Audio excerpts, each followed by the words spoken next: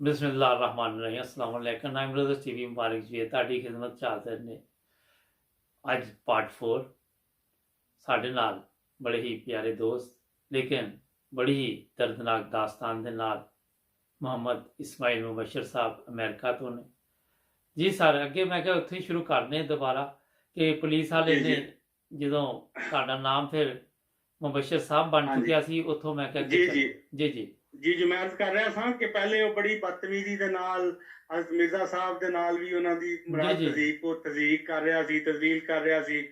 ਲੇਕਿਨ ਜਦੋਂ ਉਹਨੂੰ ਇਹ ਨਜ਼ਰ ਆਇਆ ਕਿ ਇਹ ਤੇ ਮੇਰੀ ਪ੍ਰਮੋਸ਼ਨ ਹੈ ਤੇ ਇੰਜ ਉਹ ਨਾਲ ਹੀ ਫਿਰ ਮੇਰੇ ਨਾਲ ਇੱਜ਼ਤ ਦੇ ਨਾਲ ਮੈਨੂੰ ਬੁਲਾਉਣਾ ਸ਼ੁਰੂ ਕਰ ਦਿੱਤਾ ਜੀ ਜੀ ਔਰ ਮੈਨੂੰ ਮੁਬਸ਼ਰ ਸਾਹਿਬ ਕਹਿਣ ਲੱਗ ਪਿਆ। ਜੀ ਜੀ ਤੇ ਉਹ ਜਦੋਂ ਇਹ ਕਿਹਾ ਤੇ ਫਿਰ ਉਹ ਇੱਕ ਨਾ ਅੱਲਾਹ ਤਾਲਾ ਜਜ਼ਾ ਦੇ ਪੁਲਿਸ ਵਾਲੇ ਨੂੰ ਜੀ ਉਹ ਜੀ ਜ਼ਫਰਵਾਲ ਦਾ ਸੀ ਉਹ ਬੰਦਾ ਮੇਰੇ ਲਾਗੇ ਆਏ ਜੀ ਜੀ ਉਹਦੀ ਅੱਖਾਂ 'ਚ ਨਾ ਆਂਸੂ ਸਨ ਮੈਨੂੰ ਨਹੀਂ ਪਤਾ ਉਹ ਅਹਿਮਦੀ ਸੀ ਨਹੀਂ ਸੀ ਉਹ ਵਿਚਾਰਾ ਉਹ ਮੇਰੇ ਲਾਗੇ ਆਇਆ ਤੇ ਉਹ ਨਾਲੇ ਨਾ ਰੋਈ ਜਾਵੇ ਤੇ ਨਾਲੇ ਮੇਰੀ ਰੱਸੀਆਂ ਖੋਲੀ ਜਾਵੇ ਅੱਛਾ ਤੇ ਨਾਲੇ ਨਾ ਮੈਨੂੰ ਕਹੇ ਕਿ ਘਬਰਾਓ ਨਾ ਰੋ ਕੇ ਘਬਰਾਓ ਨਾ ਤੁਹਾਨੂੰ ਕੁਝ ਨਹੀਂ ਹੁੰਦਾ ਘਬਰਾਓ ਨਾ ਮੈਂ ਮੇਰੀ ਤੇ ਇਸ ਤਰ੍ਹਾਂ ਉਦੋਂ ਮਤਲਬ ਮੈਨੂੰ ਖੁਦਾ ਨੂੰ ਇੰਨਾ ਕਿ ਯਕੀਨ ਔਰ ਕਾਨਫੀਡੈਂਸ ਉਦੋਂ ਮਿਲ ਰਿਹਾ ਸੀ।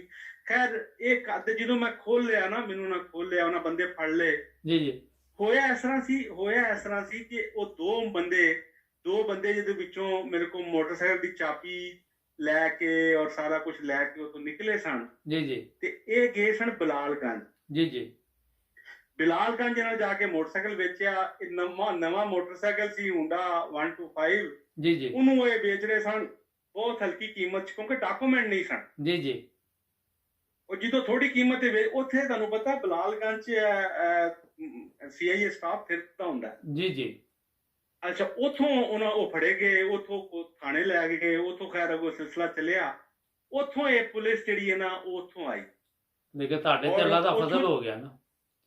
ਹਾਂਜੀ ਹਾਂਜੀ ਜੀ ਜੀ ਬਿਲਕੁਲ ਉਥੋਂ ਪੁਲਿਸ ਉੱਥੇ ਪਹੁੰਚੀ ਜਦੋਂ ਉੱਥੇ ਪੁਲਿਸ ਪਹੁੰਚੀ ਤੇ ਜਦੋਂ ਤੁਹਾਨੂੰ ਪਤਾ ਹੋਏਗਾ ਕਿ ਜਦੋਂ ਬਾਹਰ ਦੀ ਪੁਲਿਸ ਜਾਂ ਕੋਈ ਏਜੰਸੀ ਉਹ ਕਿਤੋਂ ਬੰਦਾ ਮਰਾਦਾ ਫੜਦੀ ਹੈ ਜਾਂ ਉਹ ਸੂਰਤ ਹਾਲ ਉਸ ਵਾਰਦਾਤ ਤੇ ਜਾ ਕੇ ਜੀ ਜੀ ਤੇ ਉਹਨੂੰ ਦੱਸਣਾ ਹੁੰਦਾ ਹੈ ਕਿ ਉਸ ਮਕਾਮੀ ਥਾਣੇ ਦੇ ਵਿੱਚ ਕਿ ਜੀ ਮੈਂ ਇੱਥੇ ਵਾਰਦਾਤ ਹੋਈ ਹੈ ਤੇ ਅਸੀਂ ਲੈ ਕੇ ਜਾ ਰਹੇ ਹਾਂ ਉਹਨਾਂ ਅੰਦਰ ਇਹਨੂੰ ਕਹਿੰਦਾ ਅੰਦਰਾਜ ਕਰਵਾਉਣਾ। ਜੀ ਜੀ ਉਹ ਇੱਕ ਜਲਦੀ ਦੀ ਵਜ੍ਹਾ ਨਾਲ ਨਾ ਉਹ ਅੰਦਰਾਜ ਨਾ ਕਰਾ ਸਕੇ ਔਰ ਸਿੱਧਾ ਹੀ ਉੱਥੋਂ ਨਿਕਲ ਗਏ। ਇਸ ਤੋਂ ਪਹਿਲੇ ਮੈਨੂੰ ਯਾਦ ਭੁੱਲ ਗਿਆ ਸੀ ਯਾਦ ਆਇਆ ਹੁਣੀ ਕਿ ਉਸ ਦੌਰਾਨ ਹੀ ਇਹਨਾਂ ਮੈਨੂੰ ਜਦੋਂ ਪੁੱਛਿਆ ਉਹ ਕਿੰਨੇ ਪੈਸੇ ਸਨ ਮੈਂ ਦੱਸਿਆ ਉਹਨਾਂ ਨੇ ਉਸ ਟਾਈਮ ਉਹਨਾਂ ਨੂੰ ਜਿਹੜੇ 4-5 ਉਹਨਾਂ ਦੇ ਹੱਥ ਆਏ ਉਹਨਾਂ ਨੂੰ ਉਹ ਪੈਸੇ ਸ਼ਾਇਦ ਪਤਾ ਕੀਤੇ ਪਿੱਛੇ ਬਹਰਹਾਲ ਉਹ ਸਿਲਸਿਲਾ ਕਰ ਕੇ ਉਹਨਾਂ ਨੂੰ ਉਹ ਗੱਡੀ ਦੇ ਵਿੱਚ ਪਾ ਲਿਆ। ਵੱਡੀ ਗੱਡੀ ਸੀ ਉਹ ਕੀ ਕਹਿੰਦੇ ਨੇ ਡਬਲ ਕੈਬਨ ਹੁੰਦਾ ਨਾ ਜੀ ਜੀ ਡਾਲਾ ਉਹਦੇ ਵਿੱਚ ਜੀ ਜੀ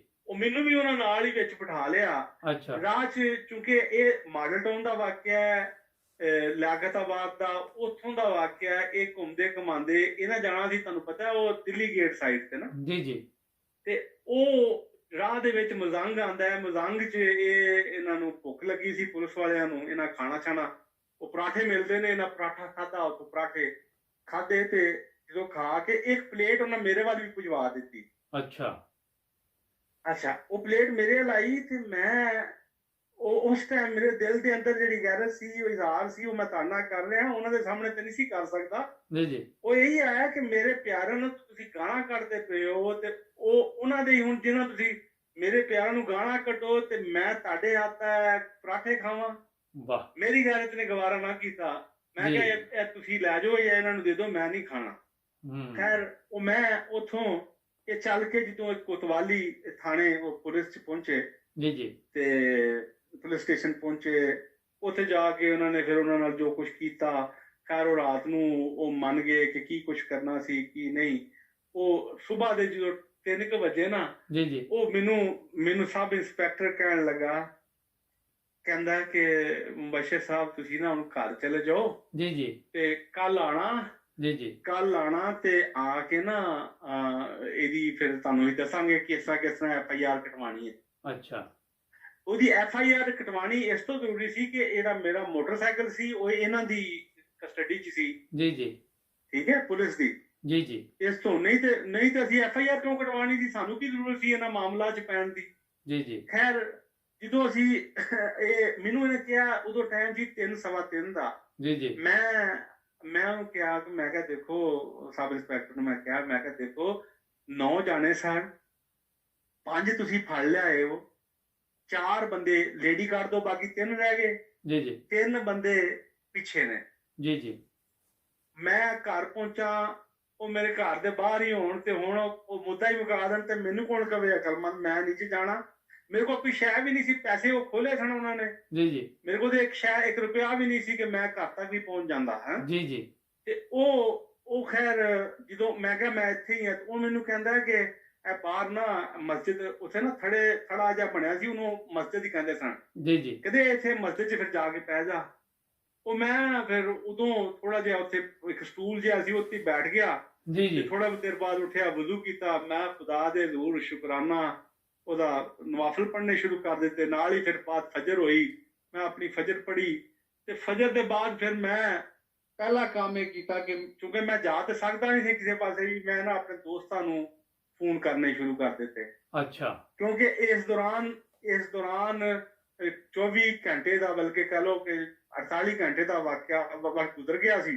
ਜੀ ਜੀ 36 ਘੰਟੇ ਦਾ ਵਕਤ ਗੁਜ਼ਰ ਗਿਆ ਸੀ। ਮੇਰੇ ਬੱਚੇ ਪਰੇਸ਼ਾਨ, ਮੇਰੀ ਵਾਈਫ ਪਰੇਸ਼ਾਨ ਜੀ ਜੀ ਕਿ ਅਜੇ ਤੱਕ ਨਹੀਂ ਆਏ, ਕਿਉਂਕਿ ਮੈਂ ਘਰ ਦੱਸ ਕੇ ਵੀ ਬਹੁਤ ਜਲਦੀ ਨਿਕਲ ਆਇਆ ਔਰ ਮੈਂ ਨਹੀਂ ਗਿਆ, ਫੋਨ ਵੀ, ਰਾਬਤਾ ਵੀ ਕੋਈ ਨਹੀਂ ਕਿਸੇ ਕਿਸਮ ਦਾ। ਜੀ ਜੀ ਉਹ ਪਰੇਸ਼ਾਨ, ਤੇ ਮੈਂ ਫਿਰ ਫੋਨ ਦੇ ਜ਼ਰੀਏ ਸਾਰੇ ਆਪਣੇ ਦੋਸਤਾਂ ਨੂੰ ਪਹਿਲੇ ਫੋਨ ਕੀਤਾ, ਰਾਬਤਾ ਕੀਤਾ। ਜੀ ਜੀ ਤੇ ਅੱਲਾਹ ਤਾਲਾ ਜਜ਼ਾ ਦੇ ਮੇਰੇ ਦੋਸਤ ਨੇ ਚੌਧਰੀ ਅਬਦੁਲ ਰਊਫ ਗੁੱਜਰ ਸਾਹਿਬ, ਅੱਲਾਹ ਤਾਲਾ ਉਹਨਾਂ ਦੀ ਬੜੀ ਮਦਦ ਕਰੇ, ਆਮੀਨ ਫਜ਼ਲ ਫਰਮਾਏ। ਉਹ ਸਭ ਨਾਲ ਪਹਿਲੇ ਮੈਨੂੰ ਕੋਤਵਾਲੀ ਥਾਣੇ ਆ ਕੇ ਉਹ ਮੈਨੂੰ ਮਿਲੇ ਅੱਛਾ ਤੇ ਰੋਈ ਜਾਣ, ਅੱਖਾਂ ਚ ਆਂਸੂ, ਤੇ ਨਾਲੇ ਮੈਨੂੰ ਕਹਿਣਾ ਤੈਨੂੰ ਤੇ ਚੁਣ ਲਿਆ, ਉਹ ਤੈਨੂੰ ਤਾਂ ਰੱਬ ਨੇ ਚੁਣ ਲਿਆ, ਜੀ ਜੀ ਖੈਰ ਇਹ ਗੱਲਾਂ ਕਰਦੇ ਮੈਨੂੰ ਕਹਿਣ ਯਾਰ, ਮੈਂ ਕਿਹਾ ਮੈਨੂੰ ਇਸ ਗੱਲ ਉਹ ਤੋਂ ਬਾਅਦ ਦੀ ਗੱਲਾਂ ਤੇ ਮੈਨੂੰ ਕੁਛ ਸ਼ੈ ਖਾ, ਮੈਂ ਦਵਾਈ ਖਾਣੀ ਹੈ। ਜੀ ਜੀ ਮੈਨੂੰ ਨਾ ਉਹਨਾਂ ਦਿਨਾਂ ਚ ਇੱਕ ਤਕਲੀਫ ਸੀ, ਯੂਰਿਕ ਐਸਿਡ ਦਾ ਅਟੈਕ ਹੋਇਆ ਸੀ, ਮੈਨੂੰ ਉਹ ਤਕਲੀਫ ਸੀ। ਅੱਛਾ ਤੇ ਉਹ ਕਹਿੰਦੇ ਕਿ ਉਹ ਮੈਨੂੰ ਨਾਲ ਹੀ ਫਿਰ ਬਾਹਰ ਉੱਥੇ ਤੁਹਾਨੂੰ ਪਤਾ ਹੀ ਆਲੇ ਦੁਆਲੇ ਦੇ ਬਾਜ਼ਾਰ, ਉੱਥੇ ਫਿਰ ਮੈਨੂੰ ਲੈ ਗਏ, ਮੈਨੂੰ ਖਾਣਾ ਨਾਸ਼ਤਾ ਥੋੜਾ ਬਹੁਤ ਕੀਤਾ, ਮੈਂ ਦਵਾਈ ਖਾਧੀ ਜੀ ਜੀ ਤੇ ਉਹ ਕੁਝ ਸਕੂਨ ਹੋਇਆ। ਤੇ ਉਹਦੇ ਬਾਅਦ ਫਿਰ ਮੈਂ ਜਿਹੜੀ ਹੈ ਨਾ ਆਪਣੀ ਜਮਾਤੀ ਤੌਰ ਤੇ ਵੀ ਸਾਰੇ ਤਲਾਵਾਂ ਪਹੁੰਚ ਗਈ। ਮੈਨੂੰ ਇਹਨਾਂ ਨੇ ਬਿਠਾਈ ਰੱਖਿਆ ਕਿ ਸ਼ਹਿਰ ਜਾਇਆ ਸੀ ਫਰਕ। ਇਹ ਉਹ ਵਕਤ ਸੀ ਜਦੋਂ ਲਾਹੌਰ ਦੇ ਵਿੱਚ ਬੰਬ ਧਮਾਕਾ ਕੇਸ ਹੋਇਆ ਸੀ ਧਰਮਪੁਰੇ 'ਚ। ਜੀ ਜੀ ਉਹ ਧਰਮਪੁਰੇ 'ਚ ਉਹ ਬੰਬ ਧਮਾਕਾ ਹੋਇਆ ਸੀ ਤੇ ਉਹਨਾਂ ਦੇ ਜਿਹੜੇ ਮੁਜਰਮ ਫੜੇ ਸਨ, ਜੀ ਜੀ ਉਹ ਉੱਥੇ ਗਹਿਮਾ ਗਹਿਮੀ ਸੀ। ਉਹ ਉੱਥੇ ਜਿੰਨੇ ਵੀ ਉੱਥੇ CIA ਸਟਾਫ ਦੇ ਵਿੱਚ ਦੂਸਰੇ ਬੰਦੇ ਜਾਂ SP DSP IG ਉਹ ਸਾਰੇ ਮਸਰੂਫ ਸਨ, ਉਹ ਉੱਥੇ ਹੀ ਸਨ। ਜੀ ਜੀ ਜਾਂ ਤੇ ਮੇਰਾ ਬਿਆਨ ਸੁਣ ਰਹੇ ਸਨ।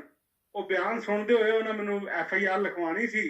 ਜੀ ਜੀ ਉਹ ਇਹ ਹੋ ਹੀ ਰਿਹਾ ਸੀ ਤੇ ਉੱਤੋਂ ਨਾ IG ਸਾਹਿਬ ਦੀ ਵਾਰੀ ਆ ਗਈ। IG ਸਾਹਿਬ ਖੱਪ ਪੈ ਗਈ ਕਿ IG ਸਾਹਿਬ ਆ ਰਹੇ ਨੇ, ਜੀ ਜੀ ਝੋੜਾਂ ਲੱਗ ਗਈਆਂ ਇਹਨਾਂ ਦੀਆਂ। ਉਹ ਮੇਰਾ ਬਿਆਨ ਵਿੱਚ ਹੀ ਰਹਿ ਗਿਆ। ਉਹ ਦਿਹਾੜੀ ਵੀ ਲੰਘ ਗਈ ਉੱਥੇ। ਚਲੋ ਰਾਤ ਫੇਰ ਉੱਥੇ ਹੀ। ਅਗਲੇ ਦਿਨ ਇਹ ਕੋਈ ਨਾ ਬਣਿਆ ਤੇ ਇਹਨਾਂ ਮੈਨੂੰ ਕਿਹਾ CIA ਸਟਾਫ ਵਾਲਿਆਂ, ਥਾਣੇ ਵਾਲਿਆਂ, ਤੂੰ ਇੰਝ ਕਰ, ਜਾ ਕੇ ਉੱਥੇ ਲਿਆਕਤਾਬਾਦ ਥਾਣੇ ਜਾ, ਉੱਥੇ ਜਾ ਕੇ FIR ਦਰਜ ਕਰਾ। ਅੱਛਾ ਲੋ ਜੀ, ਅਸੀਂ ਹੁਣ ਉੱਥੋਂ ਘਰ ਆਏ। ਜਦੋਂ ਘਰ ਆਏ ਆ ਤੇ ਪਰੇਸ਼ਾਨੀ ਲੱਗੀ। ਮੇਰਾ ਛੋਟਾ ਭਾਈ, ਅੱਲਾਹ ਤਾਲਾ ਉਹਨੂੰ ਸਿਹਤ ਵਾਲੀ ਜ਼ਿੰਦਗੀ ਦੇ, ਉਹ ਸਵਿਮਿੰਗ ਦਾ ਬੜਾ ਉੱਚਾ ਨਾਂ ਹੈ, ਅੱਲਾਹ ਉਹਨੂੰ ਇੰਟਰਨੈਸ਼ਨਲ ਸਵਿਮਰ ਰਿਹਾ। ਉਹ ਇਸਲਾਮਾਬਾਦ ਕੈਂਪ ਲੱਗਾ ਸੀ, ਉਹਦਾ ਨਾਮ ਮੁਨੱਵਰ ਲੁਕਮਾਨ। ਜੀ ਜੀ ਉਹ ਰਾਤ ਨੂੰ ਖਾਬ ਵੇਖਦਾ ਹੈ ਕਿ ਮੇਰੇ ਭਾਈ ਨਾਲ ਕੁਝ ਹੋਇਆ। ਅੱਛਾ ਉਹ ਉੱਥੋਂ ਖਾਬ ਵੇਖ ਕੇ ਨਾ ਉੱਠਦਾ ਹੈ ਤੇ ਉੱਥੋਂ ਹੀ ਉਹ ਉੱਥੇ ਬੱਸ ਤੇ ਬਹਿੰਦਾ ਤੇ ਸਿੱਧਾ ਲਾਹੌਰ। ਜੀ ਅੱਛਾ, ਇਹ ਰਾਤ ਦਾ ਵਾਕਿਆ। ਅਸੀਂ ਜਦੋਂ ਉੱਥੇ ਘਰ ਪਹੁੰਚੇ ਆ ਤੇ ਘਰ ਪਹੁੰਚ ਕੇ ਉਸੇ ਟਾਈਮ ਸਾਨੂੰ ਜਮਾਤ ਨੇ ਇੱਕ ਵਕੀਲ ਦਿੱਤਾ। ਜੀ ਜੀ ਨਾਲ ਮੇਰਾ ਦੋਸਤ ਚੌਧਰੀ ਰਊਫ ਤੇ ਨਾਲ ਇੱਕ ਦੋਸਤ ਹੋਰ। ਅਸੀਂ ਇਹ ਸਾਨੂੰ ਨਾ ਲੈ ਗਏ ਨੇ ਮਾਡਲ ਟਾਊਨ ਥਾਣੇ।